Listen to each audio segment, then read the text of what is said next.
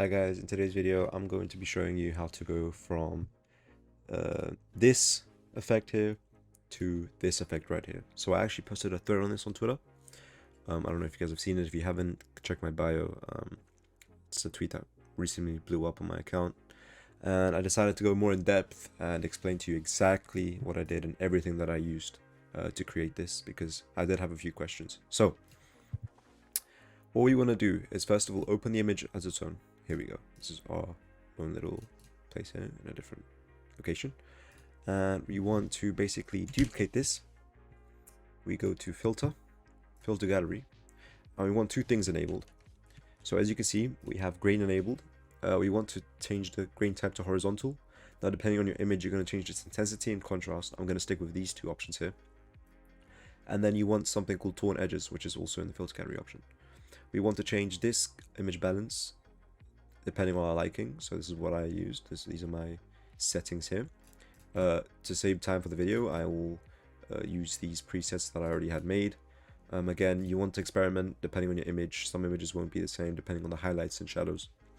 And a quick thing that you guys, if you didn't know, you can click on plus to add a new layer, and you can just do multiple effects at once. So that's how I did these two at once.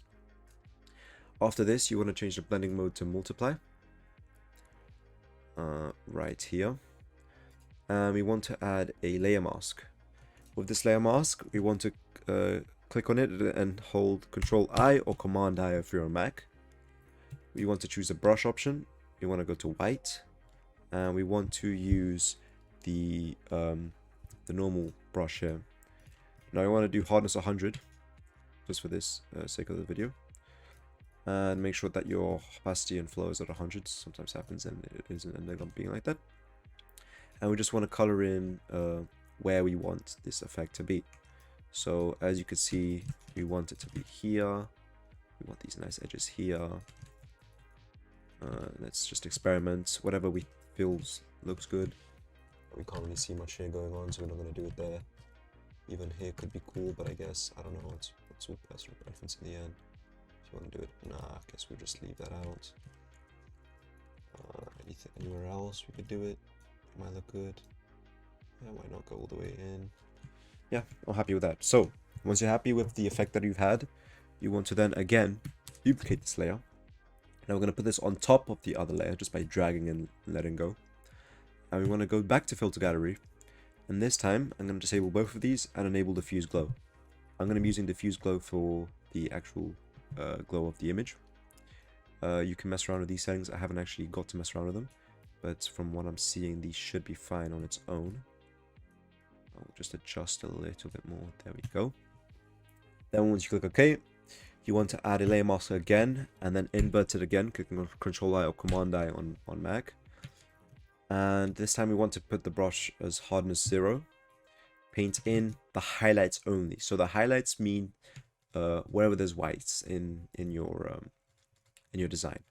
So again, let's enable this layer, and let's start with just painting in the highlighted areas of this certain design here.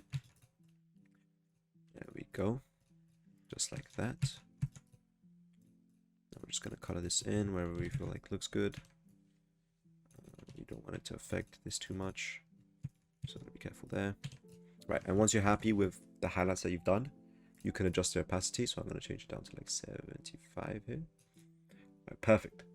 Now, the most important thing that always gets the design finished is texturing. Very, very important.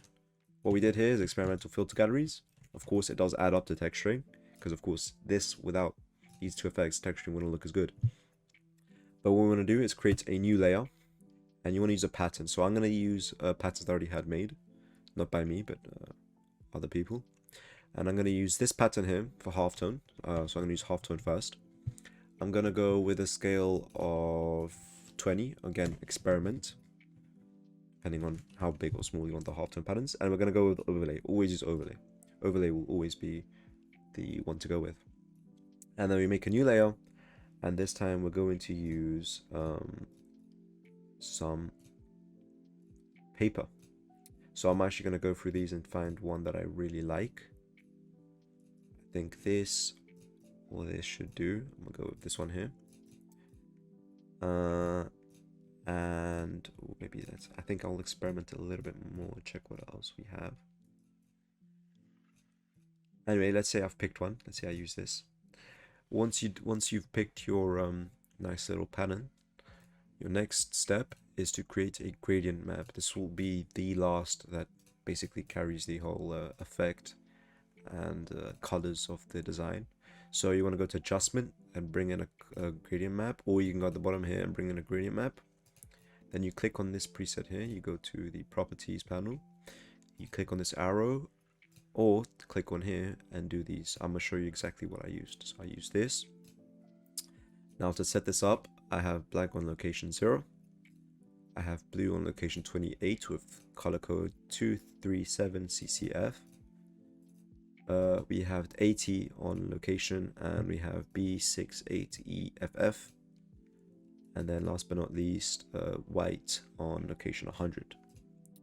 And this is what I usually use. If you don't go ahead with these colors, make sure that these locations are saved, because they are very useful, and you always want to use these tones when working with any gradient map when texturing, at least depending on the design. But usually, mostly, I always use these exact locations with these exact amounts.